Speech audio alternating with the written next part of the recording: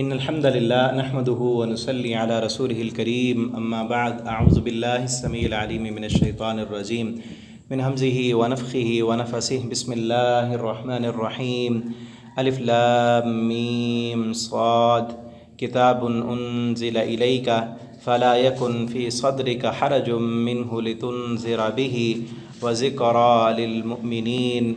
تفسیر القرآن کے سبق میں آج انشاءاللہ ہم سورۃ الاعراف اس کا پہلا رکوع ہم پڑھیں گے۔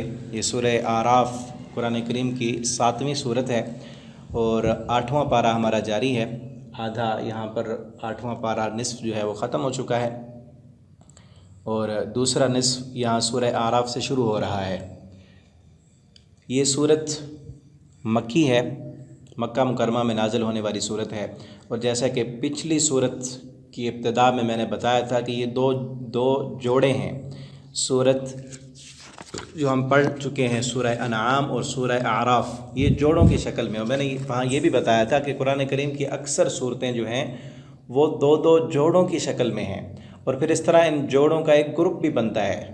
یہ دوسرا گروپ ہم پڑھ رہے ہیں۔ پہلا گروپ تھا سورہ فاتحہ، سورہ بقرہ، سورہ آل عمران اور سورہ نساء اور سورہ مائدہ۔ اس گروپ میں 5 صورتیں تھیں۔ ایک صورت اس میں جو ہے مختصر ہے، چھوٹی ہے، سورہ فاتحہ، لیکن فضائل اور شان مرتبے کے اعتبار سے بہت عظیم ترین صورت ہے، اور 4 صورتیں اس میں بڑی بڑی ہیں، اور وہ صورتیں، ان صورتوں میں جو خطاب تھا وہ خطاب اہل کتاب سے تھا۔ پہلے گروپ کی جو صورتیں، ان میں سورہ بقرہ میں اکثر خطاب یہودیوں کے ساتھ ہے، اسی طرح سورہ آل عمران میں اکثر خطاب جو ہے وہ نصارہ کے ساتھ ہے۔ وہ 2 جوڑے ہو گئے، اور پھر آگے بھی 2 صورتیں، ان میں بھی اکثر خطاب سورہ انعام مائدہ کے آخر تک ہم دیکھتے رہے کہ خطاب جو ہے وہ اہل کتاب کے ساتھ ہے۔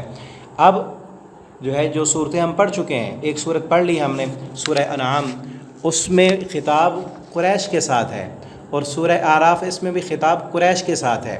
یہ 2 آپس میں جوڑے اس طرح ہیں کہ سورہ انعام میں قریش کو اسلام لانے کی دعوت دی گئی ہے، ان کو اس طرف بلایا گیا کہ آؤ اسلام قبول کر لو اور اپنے شرکی عقائد اور نظریات کو چھوڑ دو، اور وہ دین ملت ابراہیم جو اصل دین ہے وہ بتایا گیا کہ وہ کیا ہے۔ ملت ابراہیم حنیفہ، ابراہیم علیہ السلام کا دین اصل دین ہے، جنہوں نے خود اس پر عمل کیا، اپنی اولاد کو آگے وصیت کی، پھر اس نے آگے وہ دین چلتا رہا، تم نے آ کر اس میں تبدیلیاں کر دیں۔ اصل دین وہ ہے، اور اس دین کے پیغامات کیا ہیں وہ بتایا گیا کہ حلال کیا ہے، حرام کیا ہے، اللہ رب العالمین کی لگائی گئی پابندیاں کیا ہیں، وہ ساری چیزیں بتائی گئیں پچھلی صورت میں۔ اس صورت میں اب ان مشرکین مکہ جن پر حجت تمام کر دی گئی، اب ان کو اس صورت میں تنبیہ ہے، ڈراوا ہے کہ تم پر، اگر تم اللہ رب العالمین کے دین کو دین نہیں سمجھو گے، اپنی اسی روش پر قائم رہو گے، اپنی پابندیاں جو تم نے خود لگائی ہوئی ہیں انہیں کا ہی خیال رکھو گے، اور اللہ رب العالمین کی لگائی گئی پابندیوں کا تمہیں کوئی خیال اور حیا نہیں ہوگا، اس دین کو تم نہیں قبول کرو گے، تو پھر دیکھ لو تم سے پہلے کتنی قومیں تھیں، ان قوموں کو کس طرح ہم نے نیست و نابود کر دیا، تمہیں بھی ہم ہلاک کر دیں گے۔ اس صورت میں وہ تنبیہ ہے، سابقہ قوموں کے واقعات بیان کر کے جس طرح ان کو ہم نے صفاستی سے مٹا دیا تمہیں بھی مٹا دیں گے۔ اور پھر اس سے آگے جو 2 صورتیں ہیں سورہ انفال اور سورہ توبہ، اس میں پھر سورہ انفال میں مسلمانوں کو جہاد کرنے کا جو ہے ترغیب دی گئی ہے اور طریقہ سکھایا گیا ہے، اور اس کے بعد سورہ توبہ میں کافروں کے ساتھ پھر جہاد جو ہوا، فتح مکہ ہوا اور سارے کافروں کو جزیرۃ العرب سے نکال دیا گیا، اس کا تذکرہ ہے۔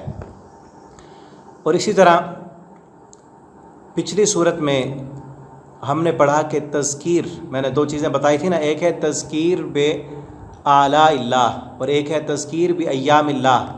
تذکیر بے آلاء اللہ کا معنی ہے اللہ تعالیٰ اپنی قدرت کی نشانیاں دکھا کر، بتا کر انسانوں کو نصیحت کرتے ہیں، سمجھاتے ہیں، وہ تذکیر بے آلاء اللہ اسے کہتے ہیں۔ اور تذکیر بھی ایام اللہ ہے کہ اللہ رب العالمین اپنی سابقہ تاریخ بیان کر کے، سابقہ قوموں کے واقعات بیان کر کے لوگوں کو سمجھاتے اور نصیحت کرتے ہیں۔ پچھلی صورت میں تذکیر بے آلاء اللہ تھا، اللہ تعالیٰ نے اپنی قدرت کی نشانیاں دکھائیں کہ وہ اللہ جس نے سورج کو نکالا، وہ اللہ جس نے نباتات نکالیں، وہ رب جس نے تمہارے لیے جانور بنائے، تو اللہ رب العالمین نے اپنے قدرت کے دلائل پچھلی صورت میں کثیر تعداد میں دیے ہیں، اور قدرت کے دلائل دکھا کر سمجھا کر انسانوں کو جو ہے وہ اسلام قبول کرنے کی دعوت دی ہے اور نصیحت کی ہے۔ اب اس صورت میں دوسرا ہے تذکیر بھی ایام اللہ رب العالمین کی سابقہ تاریخ، قوموں کے واقعات، ان واقعات کو اللہ رب العالمین نے اس صورت میں بیان کیا ہے، جو اس صورت کا مرکزی مضمون ہے۔ اور اس صورت کا نام سورہ اعراف اس لیے ہے کہ اس صورت میں اعراف کا تذکرہ ہے۔ اعراف کہتے ہیں جنت اور جہنم کے درمیانی جگہ کو، جنت اور جہنم کے درمیان ایک درمیانی جگہ ہے، اس کا تذکرہ اس صورت میں ہے۔ اور اس جگہ پر کچھ لوگ ہوں گے جن کی نیکیاں اور گناہ برابر ہو جائیں گے، تو ان کا فیصلہ نہیں کیا جائے گا اور انہیں اعراف پر ٹھہرا دیا جائے گا۔ وہ دیکھیں گے جنت والوں کو بھی، جہنم والوں کو بھی، اور ان کا تذکرہ اس صورت میں ہم پڑھیں گے آگے چل کے۔ اس لیے صورت کا نام سورہ اعراف ہے۔ تو پہلا رکوع اس کا ہم پڑھتے ہیں، پہلے لفظی ترجمہ اس کا دیکھتے ہیں انشاءاللہ، پھر اس کی تفسیر بھی پڑھتے ہیں۔ الف لام میم صاد، یہ حروف مقطعات ہیں، جس کے بارے میں پہلے بھی بتایا ہے کہ ان کا معنی اللہ رب العالمین کے علاوہ کوئی اور نہیں جانتا، اور ان کو الگ الگ سے ہی پڑھنا ہے۔ یہاں اس صورت کے شروع میں 4 لفظ ہیں، الف لام میم اور صاد، 4 لفظ اس صورت کے شروع میں۔ قرآن کریم میں تقریباً 2 صورتیں ہیں جن کے شروع میں 4 حروف مقطعات ہیں، ایک یہ ہے اور ایک آگے غالباً سورۃ الرعد ہے جس میں الف لام میم اور را، اور باقی تقریباً اکثر صورتوں کے شروع میں 3 حروف ہیں۔ الف لام را ہے، یہ الف لام میم بھی ہم پہلے پڑھ چکے ہیں، اور کچھ صورتوں میں اس سے پھر زیادہ بھی ہیں، جیسے کاف ہا یا عین صاد۔ کتاب، یہ کتاب، انزلہ جو نازل کی گئی، الیک آپ کی طرف، فلا یکن تو نہ ہوں آپ، فی صدرک آپ کے سینے میں، حرجن کوئی تنگی، من ہو اس سے، لتنذر تاکہ آپ ڈرائیں، کیوں نازل کی کتاب؟ تاکہ آپ ڈرائیں، بھی اس کے ذریعے، وذکریٰ اور نصیحت ہے، للمؤمنین مومنوں کے لیے۔ اتبعوا تم سب پیروی کرو، ما اس کی جو، انزلہ نازل کیا گیا، الیکم تمہاری طرف، من ربکم تمہارے رب کی طرف سے، ولا تتبعوا اور تم سب نہ پیروی کرو، من دونہ اس کے علاوہ، اولیاء دوستوں کی، قلیلا ما تذکرون بہت ہی کم تم نصیحت حاصل کرتے ہو۔ وکم من قریۃ اور کتنی ہی بستیاں، اہلکناہا ہم نے ہلاک کر دیا انہیں، فجاءہا تو آیا ان پر، بأسنا ہمارا عذاب، بیاتن راتوں کو، راتوں رات ہمارا عذاب ان پہ آیا، او ہم قائلون یا اس وقت آیا جب وہ سب دوپہر کو آرام کرنے والے تھے، جب وہ قیلولہ کر رہے تھے، دوپہر کے سونے کو نا قیلولہ کہتے ہیں، جس وقت وہ قائلون قیلولہ کر رہے تھے، فما کان دعواہم پھر نہ تھی ان کی پکار، اذ جاءہم جب آیا ان کے پاس، بأسنا ہمارا عذاب، الا ان قالوا مگر یہ کہ ان سب نے کہا، انا کننا ظالمین بے شک ہم سب ہی ظالم تھے، فلنسألن الذین تو البتہ ضرور ہم پوچھیں گے ان لوگوں سے، ارسل الیہم کہ بھیجے گئے ان کی طرف رسول، وَلَنَسْأَلَنَّ الْمُرْسَلِينَ اور البتہ ضرور ہم پوچھیں گے رسولوں سے بھی، فَلَنَقُصَّنَّ اور پھر البتہ ضرور ہم بیان کریں گے، علیہم ان پر، بعلم علم کے ساتھ، وَمَا كُنَّا غائبین اور نہیں تھے ہم سب غائب، والوزن اور وزن، یومئذ اس دن، الحق برحق ہے، فمن ثقلت پھر جو کہ بھاری ہو گئے، موازین ہو اس کے پلڑے، فاولائک تو وہی لوگ ہم المفلحون کامیاب ہونے والے ہیں، ومن خفت اور جو ہلکے ہو گئے، موازین ہو اس کے پلڑے، نیکیوں والے پلڑے جن کے ہلکے پڑ گئے، فاولائک الذین تو وہی لوگ ہیں، الذین کہ جن سب نے خاسرو نقصان میں ڈالا، خسارے میں ڈالا، انفسہم اپنے نفسوں کو، بما کانوا بآیاتنا یظلمون اس وجہ سے کہ وہ سب ہماری آیتوں کے ساتھ بے انصافی کرنے والے تھے۔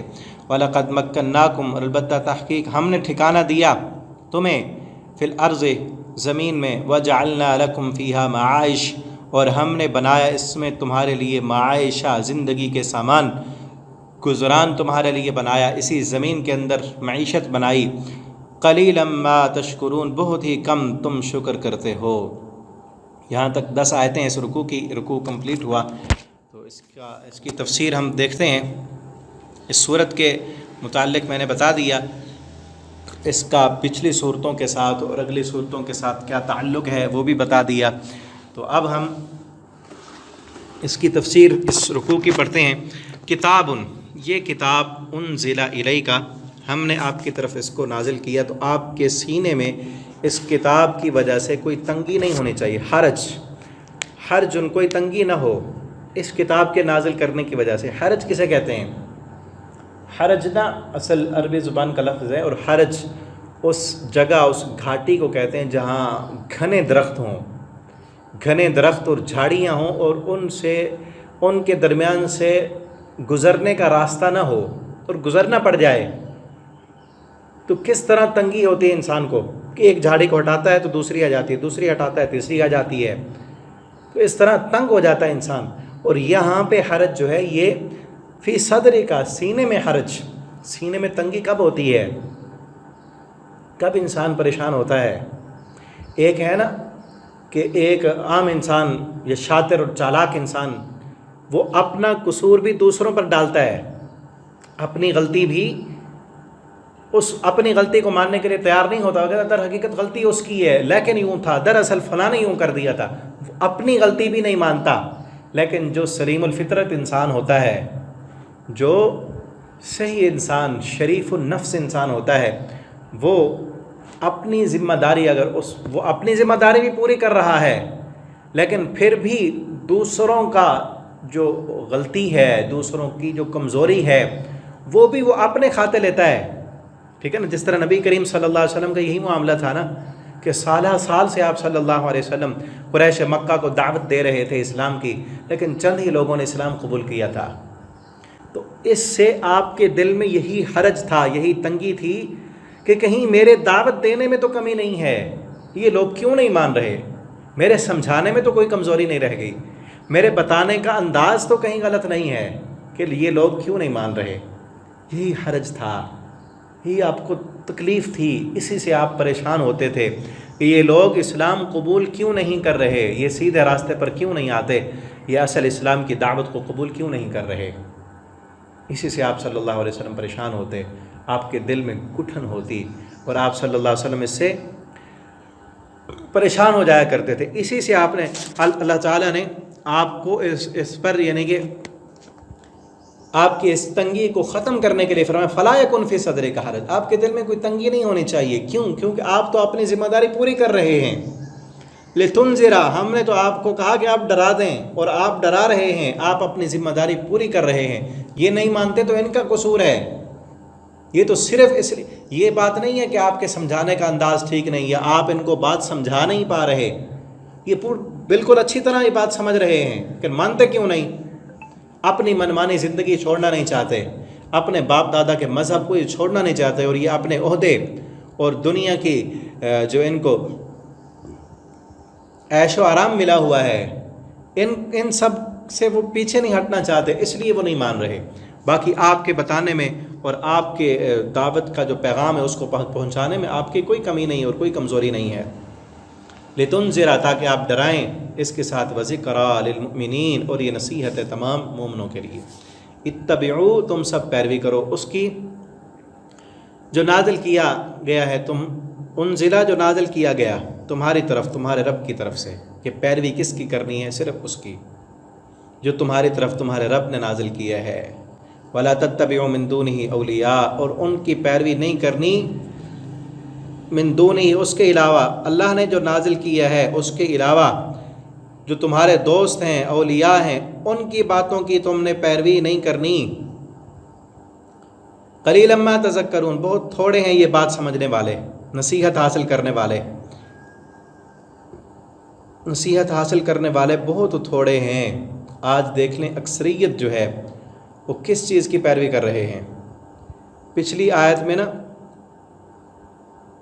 نبی کریم صلی اللہ علیہ وسلم سے خطاب تھا، انزل الیک، کہ آپ کی طرف، واحد کا صیغہ ہے، کتاب انزل الیک، نازل کی گئی کتاب آپ کی طرف. اب یہاں ہے اتبعوا، جمع ہے، تمام مسلمانوں سے خطاب ہے کہ یہ جو کتاب انزل، جو کتاب نازل کی گئی اس کی اتبعو، تم سب پیروی کرو، ما انزل الیکم، جو اتارا گیا ہے تمہاری طرف تمہارے رب کی طرف سے۔ اگر تم مومن ہو، اگر تم نے کلمہ پڑھ لیا ہے اور اللہ کو اپنا رب مانتے ہو، تو پھر اس کتاب کے پیچھے چلو۔ جو اس کتاب نے حلال کہا اسی کو حلال سمجھو، جو اس کتاب نے حرام کہا اس کو حرام سمجھو۔ اور پیارے پیغمبر صلی اللہ علیہ وسلم کا بھی فرمان، آپ کا حلال بتایا ہوا، آپ کا حرام کیا ہوا بھی اسی طرح ہے جس طرح قرآن نے حلال سمجھا۔ نبی کریم صلی اللہ علیہ وسلم نے فرمایا نا، پچھلی صورت میں جہاں حلال و حرام کا تذکرہ ہوا تھا میں نے بتایا تھا، آپ صلی اللہ علیہ وسلم نے فرمایا کہ مجھے قرآن بھی دیا گیا اور اسی کی طرح اور چیز حدیث بھی دی گئی۔ نبی کریم صلی اللہ علیہ وسلم نے جو چیز تمہیں دی ہے اس کو لے لو، اور جس چیز سے آپ نے روکا اس سے رک جاؤ۔ اور آپ صلی اللہ علیہ وسلم نے فرمایا کہ میں تمہیں دو چیزیں چھوڑ کے جا رہا ہوں، ایک اللہ کا قرآن اور دوسرا میری حدیث ہے، تو اتبعو، اسی کی پیروی کرنی ہے، قرآن اور حدیث کی۔ اور دوسرے جو دوست ہیں اللہ کو چھوڑ کر دوسرے اولیاء، یہاں ان اولیاء سے اگر ہم وہ اولیاء لیں جن کو اولیاء اللہ کہا جاتا ہے، ٹھیک ہے نا، اولیاء اللہ کے ولی، اللہ کے دوست، ان کی پیروی نہ کرو۔ اللہ تعالیٰ واضح روک رہے ہیں۔ ہاں وہ اللہ کے ولی ہیں، وہ نیک ہیں، انہوں نے کس کی پیروی کی؟ قرآن اور حدیث کی۔ تم بھی اسی کی پیروی کرو، پیچھے اسی کے چلنا ہے، اولیاء کے پیچھے نہیں چلنا۔ رد ہو گیا نا، نفی ہو گئی پیر پرستی کی۔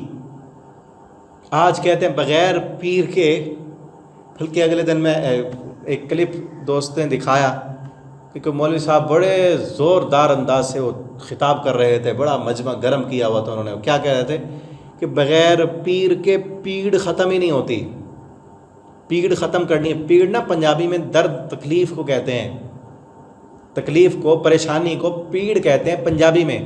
تو کیا کہہ رہا تھا، بغیر پیر کے پیڑ ختم نہیں ہوتی، پیڑ ختم کرنی ہے تو پیر پکڑنا پڑے گا۔ کتنا بڑا شرک ہے۔ نبی کریم صلی اللہ علیہ وسلم نے کیا اپنے صحابہ کو پیغام دیا تھا؟ آپ صلی اللہ علیہ وسلم نے فرمایا پوری ان الامۃ لو اجتمعت علی ان ينفعوک بشیء لم ينفعوک الا ما كتب اللہ لک، پوری کائنات مل کر تمہیں فائدہ دینا چاہے، تمہاری تکلیف کو ہٹانا چاہے، نہیں ہٹا سکتی مگر اللہ کے حکم سے۔ اور آج کیا کہتے ہیں، بغیر پیر کے، اور پھر صرف پیڑ نہیں، ساری دنیا کے کام جو ہیں وہ بغیر پیر کے نہیں ہوں گے، بیعت ہونا پڑے گا۔ اور پھر کیوں کہتے ہیں کہ لوگ بیعت ہوں ہمارے ہاتھوں پہ آگے؟ وہ بھی کہہ رہا تھا اتنے میرے، پھر آپ نے بتایا اس نے فلاں فلاں میرے اتنے ہزاروں کی تعداد میں مرید ہیں، میرے ہاتھ پر بیعت کی انہوں نے۔ پھر جن لوگوں نے بیعت کی ان کو کیسے بے وقوف بنایا ہوتا ہے کہ کوئی نمازوں کی ضرورت نہیں، کوئی زکوٰۃ کی، حج کی، دین اسلام، سچ بولنے کی، حلال کھانے کی، بس بیعت ہو گئے نا، اب ہم لے جائیں گے جس پیر کے ہاتھوں۔ لوگوں کا بھی یہی نظریہ اور عقیدہ ہوتا ہے، فلاں پیر کے ہاتھوں ہم بیعت ہوئے ہیں، ابھی بھی نمازوں کی ضرورت ہے، بس اس کو سالانہ دو، ماہانہ اس کو پیر کا پیٹ بھرتے رہو، بس بیڑے پار ہیں۔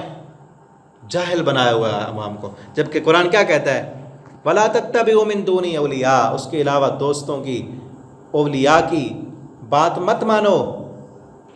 پیروی کس کی کرنی ہے؟ پیروی اس کی کرنی ہے جو اللہ نے آسمان سے نازل کیا ہے۔ قلیلا ما تذکرون، بہت تھوڑے نصیحت حاصل کرتے ہیں، قرآن و حدیث کی پیروی کرنے والے بہت تھوڑے ہوتے ہیں۔ اور آج کیا کہتے ہیں، اکثریت، میجورٹی از اتھارٹی، کہ جس طرف اکثریت ہے وہی حق پر ہے۔ اللہ کیا کہتے ہیں، تھوڑے پیچھے بھی ہم اس پارے کے شروع میں ہم نے پڑھا نا، سورہ انعام میں 8واں پارہ جہاں شروع ہو رہا ہے، پہلا رکوع، اللہ تعالیٰ فرماتے ہیں اگر تم اکثریت کے پیچھے چلو گے، لیضلوک عن سبیل اللہ، تو یہ سیدھے راستے سے تمہیں گمراہ کر دیں گے۔ اکثریت حق پر نہیں ہے، اکثرہم لا یعقلون، اکثریت تو بے عقلوں کی ہے، اکثریت تو دنیا کا فائدہ دیکھتے ہیں، آخرت کے بارے میں ان کی آنکھیں بند ہیں۔ اور پھر آج یہ بھی کئی لوگ کہنے والے ہوتے ہیں یہ تو بہت پرانی باتیں ہو گئیں، 1400 سال پہلے والی باتیں، اب تو سائنس ترقی کر چکی ہے، اب ٹیکنالوجی میں ہم کہاں پہنچ چکے ہیں، اب فلاں ہو چکا ہے، ابھی بھی وہ باتیں کرو گے؟ وہ پرانی باتیں اٹھا کے تم پھر رہے ہو۔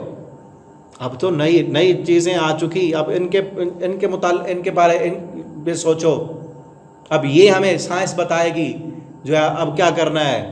ہم سائنس کی ایجادات کرنے والے لوگ ہمیں بتائیں کہ اب کیا کرنا ہے، تو ان بے وقوفوں اور بے عقلوں کو یہ پتہ نہیں کہ سائنس تو اللہ رب العالمین کی جو ایجادات ہیں، اللہ تعالیٰ کی جو تخلیق ہے، اس کے مشاہدے کا نام سائنس ہے۔ سائنس نے تو صرف مشاہدہ کیا ہے نا، ریسرچ کی ہے کہ یہ چیز بھی ایسے ہے۔ سائنس نے کوئی تخلیق تھوڑی کی ہے۔ سائنس نے تو دریافت کر لیا نا فلاں سیارہ بھی ہے، اتنے سالوں کے بعد ہم نے اور سیارہ بھی ڈھونڈ لیا، بنایا کس نے؟ سائنس تو اللہ کی تخلیق کے مشاہدے کا نام ہے، تخلیق کا نام تھوڑی ہے۔ آنکھیں بند کر کے ان کے پیچھے چل رہے ہیں، جس نے بنایا ہے اس کو بھول گئے؟ اور سائنس نے تو آج آ کے ریسرچ کی نا کہ کتنے دور سے بادل چل رہے ہوتے ہیں اور وہ بتا دیتے ہیں۔ بادلوں کو بنانے والا کون ہے؟ سائنسدانوں سے کہو کہ جب بارش نہیں برس رہی ہوتی تم برسا کے دکھا دو۔ سائنسدانوں نے تو صرف اللہ کی تخلیق کا مشاہدہ کیا کہ پیٹ میں جو ہے وہ بچہ ہے، بیٹا ہے، بیٹی نہیں ہے۔ ان کو کہو کہ بیٹا ہے تو بیٹی بنا دو تم، اگر بیٹیاں ہو رہی ہیں بیٹا دے دو، اگر جس کا نہیں ہو رہا اللہ نے بانجھ بنا دیا تم سارے مل کے اس کو دے کر دکھا دو۔ اللہ نے اتنے کائنات میں اتنے تخلیق کی ہے، اتنی ایجاد، تم بھی کوئی چیز بنا کر دکھا دو۔ یہ جو ایجادات نئی چیزیں ایجاد کر رہے ہیں، بنا رہے ہیں، یہ تو اللہ کا مٹیریل استعمال کر کے اور اللہ کا دیا ہوا ذہن، یہ دماغ کس نے دیا ہے؟ سائنسدانوں کو بھی ذہانت کس نے عطا کی ہے؟ وہ رب دینے والا ہے نا۔ تو ایسے ہی عقل کے اندھے لوگ ان کے پیچھے چل پڑتے ہیں۔ چاہے جس نے جہاز بنایا ہے، ٹیکنالوجی بنائی ہے، موبائل بنایا، انٹرنیٹ ایجاد کیا، تو اس کو ذہن دینے والا کون ہے؟ ذہانت تو اللہ نے دی ہے۔ انسان کا خالق کون ہے؟ ان سائنسدانوں نے مل کر، اگر ان کے پاس قوت طاقت ہو تو یہ مرے نا۔ ایک بندے کو تو یا مردہ کو زندہ کر کے دکھا دیں۔ جو اتنے بڑے بڑے سائنسدان جو فوت ہو چکے ہیں پیارے، ان کو زندہ کر دیں، ٹھیک ہے نا۔ قلیلا ما تذکرون، بہت تھوڑے نصیحت کرنے والے ہیں۔ اکثریت جو ہے وہ کوئی اپنے سیاسی لیڈر کے پیچھے چل رہی ہے، کوئی اپنے مذہبی قائد کے پیچھے چل رہے ہیں، آنکھیں بند کر کے چل رہے ہوتے ہیں، کیونکہ قرآن و حدیث نہیں پڑھتے، انہیں نہیں سمجھ آتا۔ اسلام کا سیاسی نظام اگر نہیں پڑھا، انہوں نے نہیں سمجھ آتا، تو سیاسی لیڈر اور بنا لیے اور جمہوریت کے پیچھے چل پڑے۔ پھر بھی دیکھا، پھر بھی حیران اور پریشان ہے، نہیں سمجھ آ رہی کہ یہی سیاسی لیڈر بھی ایک سے ایک بڑا لٹیرا نکلتا ہے۔ اور کتنے نظام دنیا نے بدل کر دیکھ لیے، کسی نظام میں سکون نہیں آیا۔ اسلام میں آئیں گے تو سکون ملے گا۔ اور کوئی لوگ اندھے ہو کر اپنے مذہبی لیڈروں کے پیچھے چل رہے ہیں، کوئی اندھے ہو کر اپنے جو ہے سائنسدانوں کے پیچھے آنکھیں بند کر کے ان کی باتوں پر اعتماد کر رہے ہیں، کوئی ڈاکٹروں کے پیچھے، ان کی ایجادات کے پیچھے۔ اب دیکھیں نا، جن لوگوں نے، جن ڈاکٹروں اور سائنسدانوں نے کہا کہ فلاں وائرس آ رہا ہے، اس کی فلاں ویکسین ہے، یہ چیزیں کر لو، یہ چیزیں کر لو تو بچ جاؤ گے، اندھا آنکھیں بند کر کے کتنا یقین کر لیا ان کی باتوں پر۔ حالانکہ انسان ہے، وہ بھی ان سے غلطی ہو سکتی ہے۔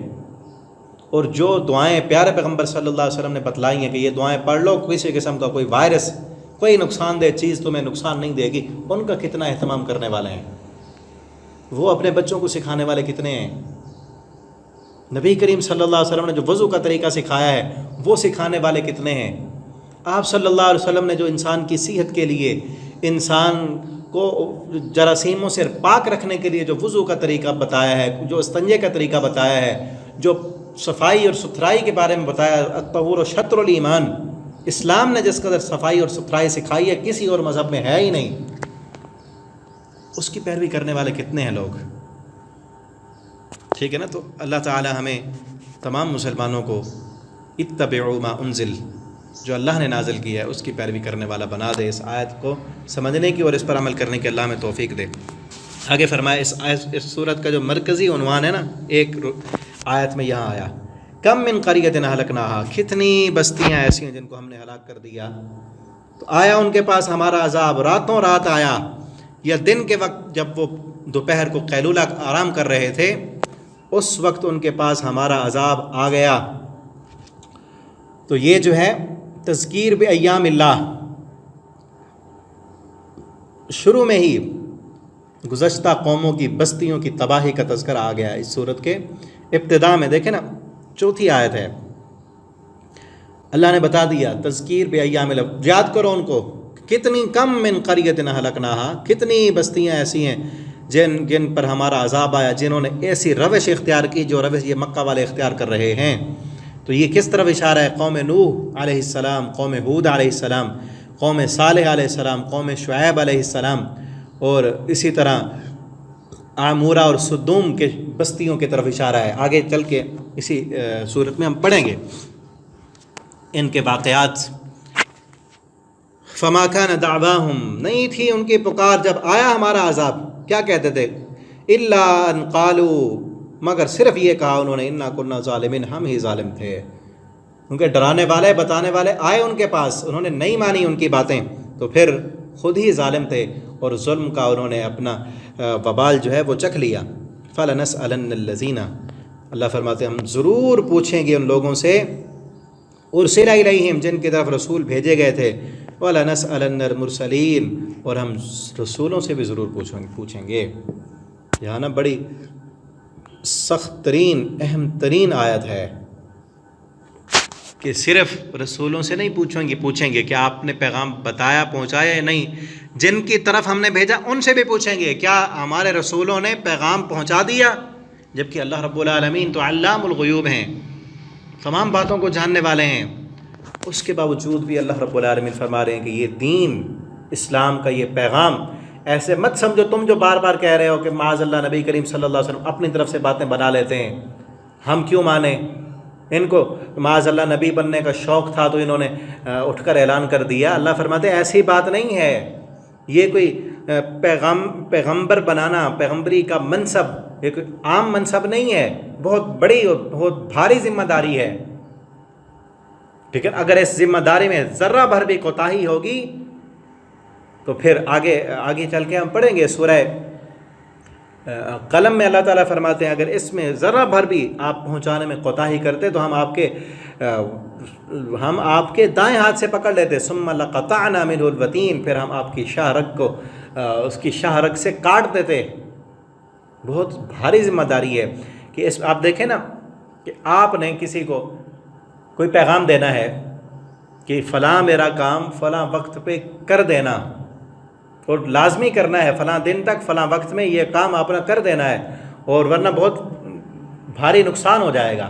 یہ آپ نے اپنے کسی قاصد کو، کسی پیغام دینے والے کو پیغام بھیجا کہ جاؤ فلاں کو پیغام دے کے آؤ.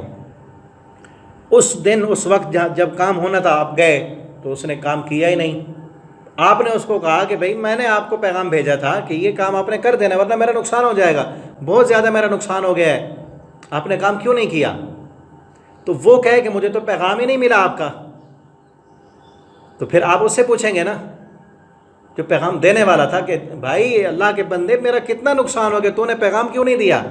اس پر وہ سارا غصہ اسی پر آئے گا. ٹھیک ہے نا. تو انسانوں کو یہ بتایا اور سمجھایا جا رہا ہے کہ یہ منصب، خصوصاً مشرکین قریش مکہ کو، کہ تم یہ مت سمجھو کہ نبی کریم صلی اللہ علیہ وسلم پر کوئی ذمہ داری نہیں ہے.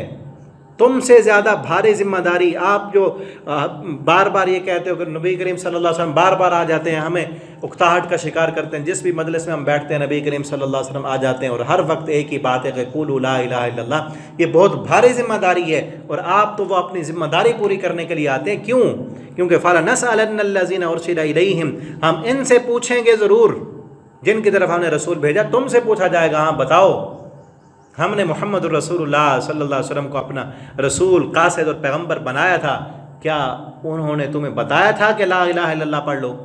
انہوں نے تمہیں بتایا تھا کہ 360 بت تم نے بیت اللہ میں گھر رکھے ہیں، یہ کچھ نہیں کر سکتے. یہ لات منات عزا یہ جو تم نے بنائے ہیں یہ اللہ کے سفارشی نہیں ہے. اللہ نے نہیں کہا کہ میرے سفارشی بناؤ. کیا نبی کریم صلی اللہ علیہ وسلم نے تمہیں بتا دیا تھا؟ کیا انہوں نے بتایا تھا کہ ایک اللہ کے سامنے جھکنا ہے، ایک اللہ ہی مشکل کشا ہے، ایک اللہ رب العالمین پوری کائنات کا مدبر الامر ہے، اسی کے سامنے جھکو، اسی سے مانگو، اسی کے سامنے گڑ گڑاؤ اور اس کے ساتھ کسی کو شریک نہ بناؤ کہ یہ پیغام دیا تھا؟ ہم تم سے پوچھیں گے. اور اس ذمہ داری کو ادا کرنے کے لیے نبی کریم صلی اللہ علیہ وسلم دن رات تمہیں دعوت دے رہے ہیں. فَلَنَسْأَلَنَّ الْمُرْسَلِينَ، اور پھر ہم رسولوں سے بھی پوچھیں گے، ان سے بھی پوچھیں گے کیا ہم نے تمہیں بتا دیا تھا۔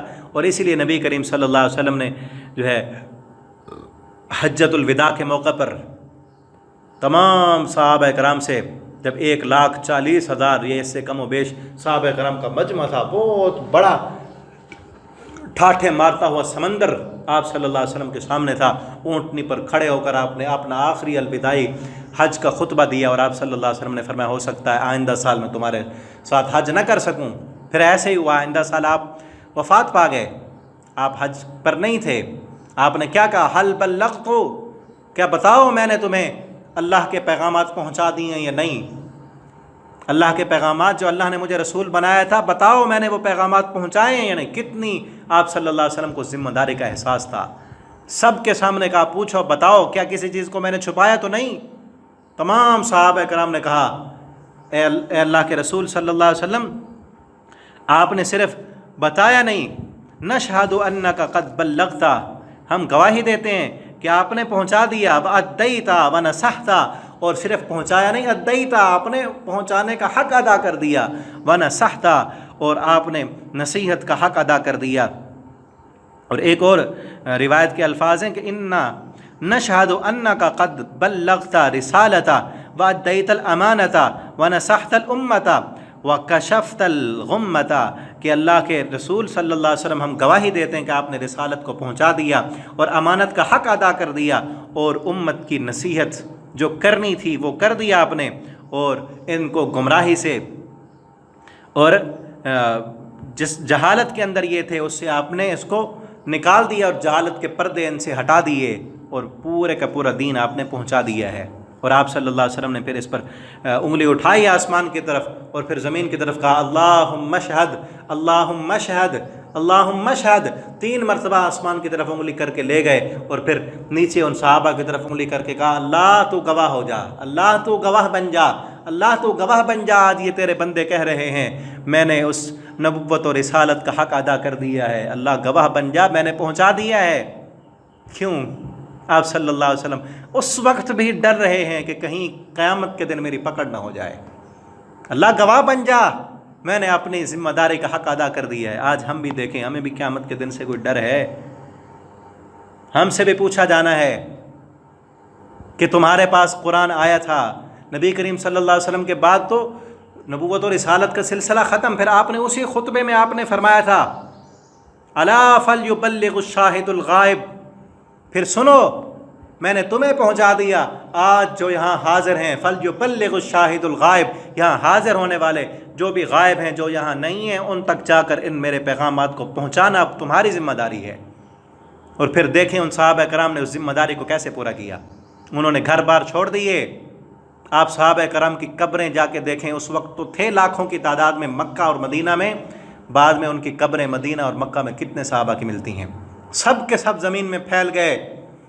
کیا ان کے بچے نہیں تھے؟ کیا ان کے کاروبار نہیں تھے؟ سب نے ہجرتیں کیں، دنیا کی خاطر نہیں، کاروبار کی خاطر نہیں، دین کو پہنچانے کے لیے، اسلام کو دنیا میں غالب کرنے کے لیے انہوں نے جانیں قربان کی، شہید ہوئے، اپنے بچے قربان کیے، اپنا عیش و آرام انہوں نے چھوڑا، اپنے گھر بار چھوڑے، کہ ان کو جو ہے نا پتھریلی زمینوں پر چلنا پڑا، ان کو ہجرتوں پہ ہجرتیں کرنی پڑیں، درختوں کے پتے ان کو کھانے پڑے، بھوک اور پیاس ان کو برداشت کرنی پڑی، ساری چیزیں انہوں نے کی اور اس دین کو ہم تک پہنچایا۔ اور اس وقت اتنے آلات بھی نہیں تھے، ذرائع بھی نہیں تھے، پیدل سفر ہوتے تھے، اونٹوں پر سفر، سوکھے ٹکڑے ساتھ لے جاتے تھے، انہیں بھگو بھگو کر کھایا کرتے تھے، اور درختوں کے پتوں پر حدیثیں لکھا کرتے تھے، جانوروں کے چمڑوں پر حدیثیں لکھا کرتے تھے۔ پھر کاغذ کی ایجاد تو بعد میں ہوئی، کس طرح انہوں نے یاد کی اور دوسروں تک پہنچائیں اور اس رسالت کے پیغام کا حق ادا کر دیا۔ آج محمد الرسول اللہ صلی اللہ علیہ وسلم کا دین صاف ستھرا ہمارے تک موجود ہے۔ پھر اس کے بعد محدثین نے کتنی محنتیں کی، کتنے سفر کیے۔ ابھی کل ہی میں ایک حدیث پڑھ رہا تھا، ایک صحابی مدینہ سے چلے اور مصر پہنچے، مدینہ سے مصر تک آپ اندازہ لگائیں کتنا سفر ہے، اور کوئی اس وقت سواریاں نہیں تھیں، مدینہ سے چلے مصر تک، صرف ایک حدیث سیدنا ابو دردہ اس وقت مصر میں تھے، ان کے پاس پہنچے، وہ حدیث سنی ہوئی تھی، حدیث پہلے سن چکے تھے، لیکن انہیں ایک واسطے سے پہنچی تھی کہ ابو دردہ سے ایک اور ساتھی نے سنی، انہوں نے ان کو بتائی، انہوں نے کہا مجھے سیدنا ابو دردہ نے یہ حدیث رسول اللہ صلی اللہ علیہ وسلم کی بتلائی ہے۔ ان کو پتہ چلا کہ ابو دردہ ابھی مصر میں ہیں، وہیں سے پیدل سفر شروع کیا، کئی مہینوں کا سفر کر کے مصر میں پہنچے اور کہا کہ اے ابو دردہ میں صرف اس لیے آیا ہوں کہ یہ حدیث مجھے پہنچی ہے، لیکن ایک واسطے سے پہنچی ہے، آپ نے فلاں بندے کو بتائی ہے، انہوں نے مجھے بتائی ہے، میں نے ڈائریکٹ آپ سے سننی تھی کہ آپ نے وہ حدیث براہ راست محمد الرسول اللہ صلی اللہ علیہ وسلم سے سنی ہے، اسی لیے وہ حدیث سننے کے لیے میں آپ تک آیا ہوں۔ کتنی انہوں نے محنتیں کی، ایک ایک حدیث کی خاطر انہوں نے مہینہ مہینہ بھر کے سفر کیے۔ آج تو اس قدر سہولتیں ہمارے پاس، گھر میں بیٹھے نیٹ موجود ہے، اس پر جو بھی سرچ کریں، اور حدیث کی کتابیں موجود ہیں، لائبریریاں موجود ہیں، اس کے باوجود بھی اگر ہم نہ پڑھیں گے دوسروں تک نہیں پہنچائیں گے، اور پہنچانا کتنا آسان ہے۔ اب یہ دیکھیں جو آپ پڑھ رہے ہیں، میں کہاں کتنا دور بیٹھا، آپ کتنا دور بیٹھے، پیغام پہنچنے میں دیر ہی نہیں لگتی، پھر بھی اگر ہم نہ پڑھیں، اور اس کو میں بار بار جیسے کہتا رہتا ہوں، ان اسباق کو دوسروں تک پہنچائیں، آپ دوسروں تک پہنچائیں، تاکہ یہ ذمہ داری ادا ہو جائے، اور زندگی کا ہمارا جو مقصد ہے یہ مقصد پورا ہو جائے۔ پتہ نہیں کب موت آ جانی ہے، ٹھیک ہے نا؟ اور اللہ سے یہ دعا کریں کہ اللہ اسی کام پر، یہ قرآن کو پڑھتے پڑھتے، حدیث پڑھتے پڑھتے، اور اس کو آگے پڑھاتے پڑھاتے اللہ ہمیں موت دے دے۔ یہی زندگی کا مقصد ہے، جو زندگی کا مقصد محمد رسول اللہ صلی اللہ علیہ وسلم کا تھا، آپ کے صحابہ کا تھا، محدثین کا تھا، کہ یہ دین اس دنیا پر غالب آ جائے۔ وَلَنَسْأَلَنَّ الْمُرْسَلِينَ فَلَنَقُصَّنَّ عَلَيْهِمْ بِعِلْمٍ، اور ہم ضرور بیان کریں گے ان پر علم کے ساتھ، کہ جب ہم پوچھیں گے، اگر یہ جھوٹ بولیں گے، اگر جن کی طرف رسول بھیجے گئے وہ اس وقت جھوٹ بول دیں، تو ہم اپنا علم ضرور بیان کریں گے، ہم گواہ لائیں گے، اور رسولوں سے بھی پوچھیں گے، ٹھیک ہے نا؟ اور پھر اپنے علم کے مطابق ہم ساری خبریں بیان کریں گے۔ آج بھی دیکھیں، خبریں ہم بھی پڑھتے ہیں، آج کی خبریں اخباروں میں کیا علم پر بتائی جاتی ہیں؟ اکثر اخباروں میں اور ٹی وی چینلوں میں اکثر جھوٹ ہوتا ہے۔ اللہ فرماتے ہیں ہم جو بیان کرتے ہیں علم پر بیان کرتے ہیں۔ بلکہ ایک عالم کا میں نے سنا کلپ، وہ کہہ رہے تھے، مجھے ایک بہت بڑے ٹی وی چینل والوں نے بلایا اور کہا کہ آپ ہمیں نصیحت کریں، بہت بڑے ٹی وی چینل والے، انہوں نے کہا نصیحت کریں ہمیں۔ انہوں نے نصیحت کی کہ آپ نا اپنے چینل سے جھوٹ ختم کر دیں، جھوٹ نہ بولا کریں آپ۔ تو آگے چینل کے مالکان کہتے ہیں کہ اگر جھوٹ ختم کر دیں تو پھر چینل ختم ہو جائے گا، ٹی وی چینل ہی ہمارا ختم ہو جائے گا، جھوٹ کے بنا چل ہی نہیں سکتا۔ اور آج دیکھنے میڈیا اکثر چینل 99%، بلکہ اس سے بھی زیادہ کہیں تو کوئی مبالغہ نہیں ہے، جھوٹ ہوتا ہے ان پر، اور سارا دن عوام جو ہے وہ اپنا ٹائم برباد کر رہی ہے وہاں پہ، کیا فائدہ؟ آپ دیکھیں نا پچھلی سیاسی جو خبریں ہوئیں، فلاں ہوا، اس نے یوں کر دیا، ہمیں کیا ہو رہا ہے؟ اور یہی پاکستانی قوم کی سب سے بڑی ناکامی کی یہی وجہ ہے کہ جس مجلس میں جاؤ سیاست پر بحث ہو رہی ہے، باتیں ان کی اپنی لڑائی ہے، تم اپنے بارے میں سوچو، ان کے بارے میں۔ اور پھر عوام اس قدر جاہل، ایک سیاسی لیڈر کی خاطر قتل کیے جا رہے ہیں، جانیں دی جا رہی ہیں۔ ایک ایسا بے وقوف میں نے دیکھا، اس نے اپنے چھوٹا سا معصوم بچہ، اس کے بارے میں کہتا اگر عمران خان کہے نا تو میں اس کی گردن پہ چھری پھیر دوں۔ اور بے وقوف انسان، اللہ نے تجھے بیٹا اس لیے دیا ہے، بیٹا دینا ہے اللہ کے دین کے لیے دے، اللہ کی رضا کے لیے، جس طرح ابراہیم علیہ السلام نے اسماعیل علیہ السلام کی گردن پر چھری پھیری تھی اللہ کو راضی کرنے کے لیے، ٹھیک ہے نا؟ تو یہ جھوٹی خبریں، اور پھر یہ بھی ٹرینڈ بنا ہوا ہے کہ لوگوں کا یہ اصل میں نا یہ جتنے بھی چینل ہیں، ٹی وی چینل اور میڈیا پر، سوشل میڈیا پر جتنے بھی چینل ہیں، یہ سارے ان لوگوں کے ہاتھوں میں ہیں۔ یہ لوگ عوام کا ذہن موڑنے کے لیے کوئی نہ کوئی جو ہے نا جھوٹی خبر پھیلا دیتے ہیں، عوام کا ذہن اس طرف چلا جاتا ہے، پھر کئی دنوں کے بعد کوئی اور چھوڑ دیتے ہیں، کچھ دنوں کے بعد کوئی اور چھوڑ دیتے ہیں، تاکہ یہ لوگ اسی طرف ہی مصروف رہیں۔ اور پھر یہ چیزیں بنائی ہوئی ہیں جن لوگوں کی، ان لوگوں کا بھی تو کوئی مقصد ہے نا کہ ہم مسلمانوں کو اصل مقصد سے ہٹانا ہے، کہ ان کو پتہ ہی نہ ہو دنیا میں آئے کس لیے تھے۔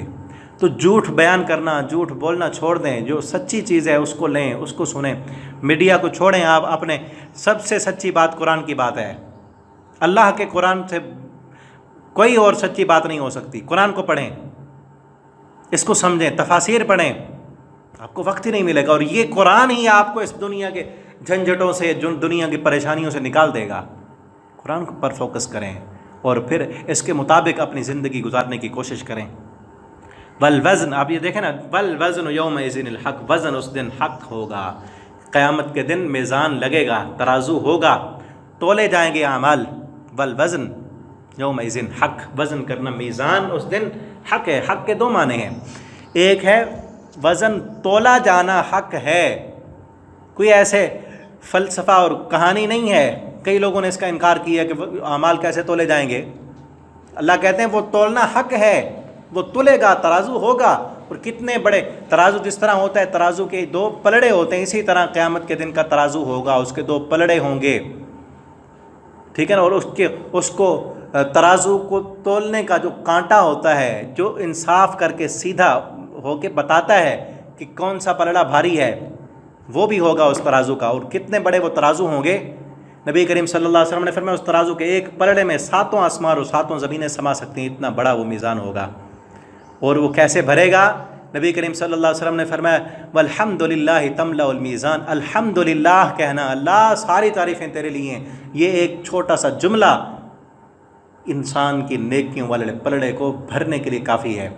اگر اس الحمدللہ میں خلوص ہو، انسان اللہ کی ہر جس حال میں اللہ نے رکھا ہے اس پر راضی ہو، اللہ کے گلے اور شکوے کرنے والا نہ ہو، دل سے اللہ سے راضی ہو کر الحمدللہ کہے تو میزان بھر جاتا ہے۔ سبحان اللہ کہنے سے میزان بھر جاتا ہے، سبحان اللہ وبحمدہ، سبحان اللہ العظیم کہنے سے میزان، ترازو کے پلڑے بھر جاتے ہیں۔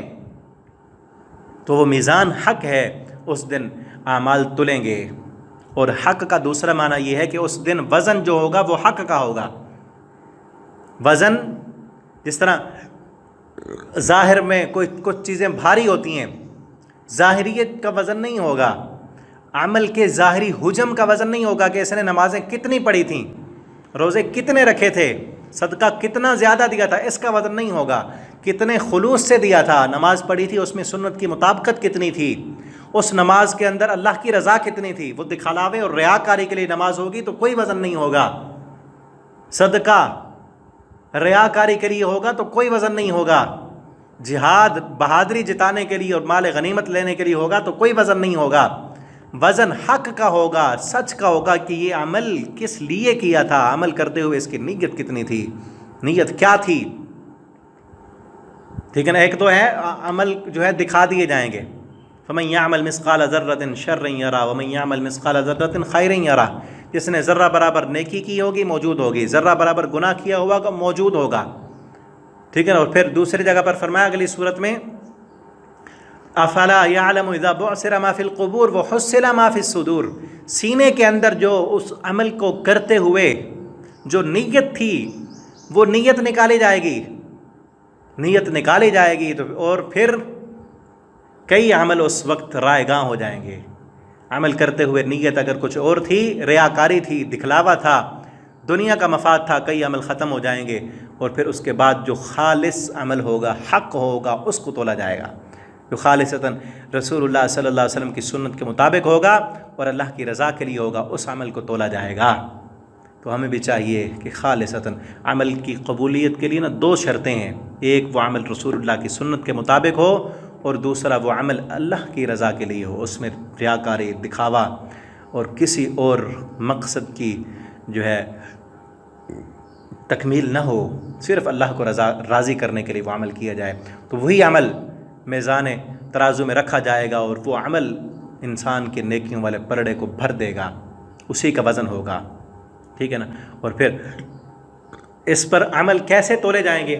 ایک شبہ یہ بھی ہے اعتراض کرنے والوں کی طرف سے کہ نماز جو ہے، نماز اس کی کوئی حجم تو نہیں ہے، سچ بولنا اس کا کوئی حجم، یعنی کوئی اس کا ظاہری وجود نہیں ہے، جھوٹ کا کوئی ظاہری وجود نہیں، اسی طرح انصاف کیا کسی نے، اس کا کوئی ظاہری وجود نہیں ہے، کسی نے ظلم کیا، اس کا کوئی ظاہری وجود نہیں، نیکیوں اور گناہوں کا کوئی ظاہری وجود نہیں، اس کو کیسے تولا جائے گا، ٹھیک ہے نا۔ اس پر کئی علماء کی آراء ہیں، ایک رائے یہ ہے کہ عمل کرنے والے جو ہیں ان کو تولا جائے گا، یعنی جس نے نیکیاں کی، نماز پڑھی، نمازی کو تولا جائے گا، سچ بولا، سچے کو تولا جائے گا، دوسرے نے جرم کیا، سود کھایا، اس کو اس کے جسم کو تولا جائے گا. ایک رائے یہ ہے.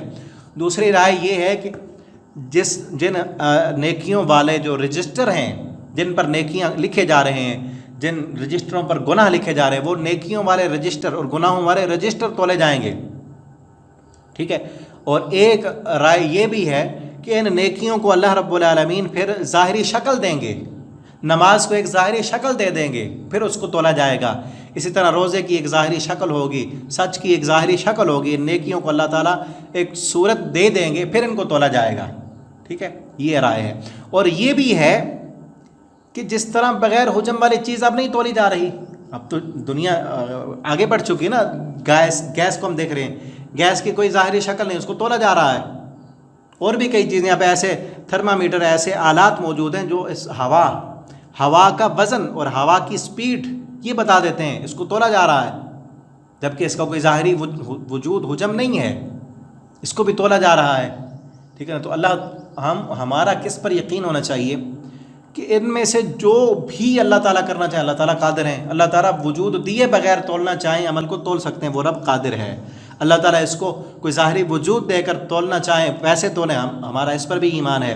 اللہ تعالیٰ اگر انسان کو تولنا چاہیں تو اللہ تعالیٰ قادر ہیں. اس پر دلائل بھی ہیں، جو علماء کی آراء ہیں اس پر دلائل بھی ہیں. مثلا انسان کے جسم تولے جائیں گے. حضرت عبداللہ ابن مسعود رضی اللہ تعالیٰ عنہ کے بارے میں نبی کریم صلی اللہ علیہ وسلم نے فرمایا، عبداللہ ابن مسعود درخت پر چڑھے مسواک توڑنے کے لیے، اور بڑے باریک تھے، پتلے سے تھے، ان کی پنڈلیاں بھی باریک تھیں. جب درخت پر چڑھے تو ان کی پنڈلیوں سے چادر ہٹ گئی، تو باریک پنڈلیاں دیکھ کر صحابہ کرام مسکرانے لگے. دوستانہ ماحول تھا، وہ مسکرا پڑے کہ دیکھو کتنی باریک پنڈلیاں ہیں. نبی کریم صلی اللہ علیہ وسلم نے دیکھا تم عبداللہ ابن مسعود کی باریک پنڈلیوں کو دیکھ کر مسکراتے ہو. ان کی یہ باریک پنڈلیاں جب ان کے نیکیوں والے پلڑے میں تولی جائیں گی تو یہ باریک پنڈلیاں احد پہاڑ سے بھی ان کا وزن بڑھ جائے گا. تو اس سے کیا معلوم ہوا کہ انسان وہ عمل کرنے والا تولا جائے گا. اور پھر یہ بھی دیکھیں یہاں پر عبداللہ ابن مسعود کی باریک پنڈلیاں احد پہاڑ سے بھاری کیوں ہو گئیں. محدثین نے یہاں لکھا ہے کہ عبداللہ ابن مسعود وہ صحابی ہیں رسول اللہ صلی اللہ علیہ وسلم کے، جو آپ صلی اللہ علیہ وسلم کی سنت کی مطابقت کرنے کی بہت زیادہ کوشش کیا کرتے تھے. ایک ہے وہ سنت جو کرنی ہے، اور دوسرا وہ ہے کہ جس میں انسان مکلف بھی نہیں ہے. جس طرح سنت ہے نماز کے بعد کی سنتیں ہیں، وہ تو 2 سنتیں ہیں. اسی طرح کچھ سنتیں جو آپ صلی اللہ علیہ وسلم کے ساتھ آپ کا خاصہ تھیں. مثلا آپ صلی اللہ علیہ وسلم کے بیٹھنے کا انداز کیسا ہے، اس انداز سے بیٹھتے. جس طرح آپ صلی اللہ علیہ وسلم بیٹھے ہیں مجلس میں اسی طرح بیٹھتے. آپ کے چلنے کا انداز کیسا ہے، عبداللہ ابن مسعود اپنا چلنے کا انداز بھی ویسا بناتے. آپ صلی اللہ علیہ وسلم مسکراتے کس طرح ہیں، عبداللہ ابن مسعود کوشش کرتے ویسے مسکرانے کی. ٹھیک ہے نا. اور آپ صلی اللہ علیہ وسلم کو کون سا کھانا پسند ہے وہی کھانا کھاتے. آپ صلی اللہ علیہ وسلم کو کون سے کپڑے پسند ہیں ویسے کپڑے پہنتے. یعنی آپ نے اپنی ہر چیز رسول اللہ صلی اللہ علیہ وسلم کے ساتھ آپ کی سنت کے ساتھ جو ہے نا مطابقت کی ہوئی تھی. اس لیے نبی کریم صلی اللہ علیہ وسلم نے فرمایا پتلی پنڈلیاں میزان ترازو میں احد پہاڑ سے بھی بڑھ جائیں گی. تو ہمیں یہاں سے کیا معلوم ہوا کہ میزان میں جس چیز کا وزن ہوگا وہ سب سے زیادہ جو چیز ہے وہ سنت کی مطابقت ہے. انسان کی نیکی کا جو عمل جتنا زیادہ رسول اللہ صلی اللہ علیہ وسلم کی سنت کے مطابق ہوگا اتنا زیادہ اس کا وزن ہوگا، اور جتنا سنت سے دور ہوتا جائے گا اتنا اس کا وزن ختم ہوتا جائے گا. اور اسی طرح آپ صلی اللہ علیہ وسلم نے فرمایا کئی بھاری بھرکم انسان ہوں گے، بہت بڑے لہیم جسموں والے، ان کو جب میزان ترازو میں رکھا جائے گا رائی کے دانے کے برابر بھی ان کا وزن نہیں ہوگا. بالکل وزن نہیں ہوگا، وزن حق کا ہوگا، کیونکہ وہ ان میں ایمان نہیں ہے، عمل صالح نہیں ہے. ٹھیک ہے. تو ہمارا ایمان ہے جس طرح بھی اللہ تعالیٰ تولیں، اللہ تعالیٰ قادر ہیں، وہ تول سکتے ہیں. ہمیں کس چیز کی کوشش کرنی چاہیے، ہمیں وہ عمل کرنے چاہیے جن عمل کے بارے میں نبی کریم صلی اللہ علیہ وسلم نے فرمایا کہ یہ نیکیوں والے پلڑے ان سے بھر جائیں گے. اللہ کا ذکر کریں. اور اسی طرح نبی کریم صلی اللہ علیہ وسلم نے فرمایا انسان کے نیکیوں والے پلڑے میں جو چیز سب سے زیادہ بھاری ہوگی وہ انسان کا اچھا اخلاق ہوگا. انسان کا اچھا اخلاق اس کی نیکیوں والے پلڑے کو بھر دے گا. آج ہم دیکھیں کہ اسی چیز کی بہت زیادہ کمی ہے. نمازیں پڑھنے والے، روزے رکھنے والے، صدقات کرنے والے بد اخلاق ملتے ہیں. ادھر سے نماز پڑھ رہا ہے، ادھر سے گالیاں دے رہا ہے. نماز پڑھ کے آیا گھر میں لڑائی شروع کر دی، بیوی کو گالیاں، بچوں کو گالیاں، ملازموں کو گالیاں، بات بات پہ جو ہے جھگڑے لڑائیاں. کیا ہے یہ؟ نماز روزہ حج زکوٰۃ تب کام آئیں گے جب اخلاق اچھا ہوگا. اور یہ اخلاق ایسی نیکی ہے جو نیکیوں والے پلڑے کو سب سے زیادہ وزنی ہوگی، میزان کو بھر دے گی. اسی طرح سبحان اللہ، الحمدللہ، لا الہ الا اللہ، سبحان اللہ و بحمدہ، سبحان اللہ العظیم، سچ بولنا، انصاف کرنا، یہ نیکیاں انسان کے میزان کو بھریں گی. ان کی طرف کوشش کریں، اپنے اخلاق کو اچھا بنانے کی کوشش کریں. اور اسی طرح اپنے جو ہے رشتہ داروں کے ساتھ حسن سلوک، اپنے ماتحتوں کے ساتھ حسن سلوک، اس کا جو ہے بہت زیادہ اجر ہے. فمن ثقلت موازین، جس کے میزان بھاری ہو گیا وہی کامیاب ہیں، اور جس کا میزان ہلکا ہو گیا یہی لوگ اپنے آپ کو نقصان میں ڈالنے والے ہیں. انفسہم بما کانوا بآیاتنا یظلمون، اس وجہ سے کہ وہ ہماری آیتوں کے ساتھ بے انصافی کرنے والے تھے، آیتوں کے ساتھ ظلم کرنے والے تھے. آیتوں کے ساتھ ظلم کیا ہے؟ کہ ان کو نہ ماننا، جھٹلا دینا، اور اس کے مطابق اپنی زندگی بسر نہ کرنا. اور ایک بہت بڑا ظلم جو جس طرح مشرکین مکہ کا تھا کہ یہ محمد صلی اللہ علیہ وسلم معاذ اللہ اپنی طرف سے بنا رہے ہیں آیتیں، جبکہ اللہ فرماتے ہیں یہ تو ہم نے، کتاب انزل الیک فلا یکن فی صدرک، یہ کتاب ہم نے نازل کی. ٹھیک ہے نا. اور یہ بھی ظلم ہے کہ ان آیتوں کو اب نہ پڑھنا، اس طرح اکثریت مسلمانوں کی اس کو دیکھ کر پڑھنا نہیں آتا. یہ ظلم ہی ہے نا. اپنے بچوں کو دوسری کتابیں پڑھا رہے ہیں، دنیا کے علوم اور فنون پڑھا رہے ہیں، قرآن پڑھنا نہیں آتا، دیکھ کر قرآن پڑھنا نہیں آتا، اس قرآن کا ترجمہ نہیں آتا بچوں کو، تو کتنا بڑا ظلم ہے. یہ ہماری آیتوں کے ساتھ جب پڑھیں گے نہیں عمل کیا کریں گے؟ پڑھیں گے، سیکھیں گے تو عمل کریں گے نا، آگے دوسروں کو سکھائیں گے. وَلَقَدْ مَكَّنَّاكُمْ، ہم نے تمہیں ٹھکانہ دیا ہے زمین میں، اور ہم نے تمہارے لیے اس زمین میں تمہارے لیے معیشت بھی بنائی ہے، اس میں تم کاشتکاری کرتے ہو، تمہاری گزران ہے اسی میں. اور قلیلا ما تذکرون، اس میں نصیحت حاصل کرنے والے، شکر کرنے والے بہت تھوڑے ہیں. دو معنی ہیں اس کے، ایک بہت تھوڑے شکر کرنے والے ہیں اور بہت تھوڑا شکر کرنے والے ہیں. اللہ فرماتے ہیں جتنی ہماری تم پر نعمتیں ہیں نا، پچھلی صورت میں کتنا ہم نے زمین کی نباتات، انگور، انار، اور اللہ رب العالمین کے پھل، قسم قسم کی نعمتیں، کتنی نعمتیں اللہ نے پیدا کی ہیں، ان نعمتوں کے مقابلے میں ہمارا شکر کتنا کم ہے. قلیلا ما تشکرون، اللہ فرماتے ہیں بہت تھوڑا تم شکر کرتے ہو. اور اللہ کا یہ قاعدہ اور قانون ہے، اگر شکر کرتے رہو گے اللہ نعمتوں میں اور اضافہ کرتے رہیں گے، اللہ زیادہ نعمتیں دیتے رہیں گے. اور اگر تم ناشکری کرو گے اللہ رب العالمین کی تو اللہ وہ نعمتیں بھی چھین لیں گے. اور پھر اللہ رب العالمین فرماتے ہیں ان شکرتم لازیدنکم، شکر کرو گے زیادہ دوں گا، ولا ان کفرتم ان عذابی لشدید، اگر کفر کرو گے ناشکری کرو گے تو پھر سن لو میرا عذاب بھی بہت سخت ہے. اللہ تعالیٰ سے دعا ہے اللہ تعالیٰ ہمیں شکر کرنے والا بنا دیں، اللہ ناشکری سے بچا دیں. اور سب سے بڑا شکر اللہ کا یہی ہے کہ اللہ نے جو نعمتیں دی ہیں ان نعمتوں کو اللہ کی فرم برداری میں استعمال کیا جائے.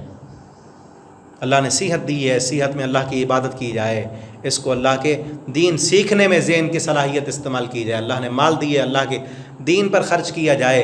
اور اللہ رب العالمین نے وقت دیا ہے، اللہ رب العالمین نے اگر وقت کی سہولت دی ہے، اس وقت کو دین سیکھنے میں، دین آگے پڑھانے میں، سکھانے میں اس کو استعمال کیا جائے. اللہ رب العالمین ہمیں قرآن پڑھنے، سمجھنے، اس کے مطابق عمل کرنے کی توفیق دیں. آخر دعوانا الحمدللہ رب العالمین.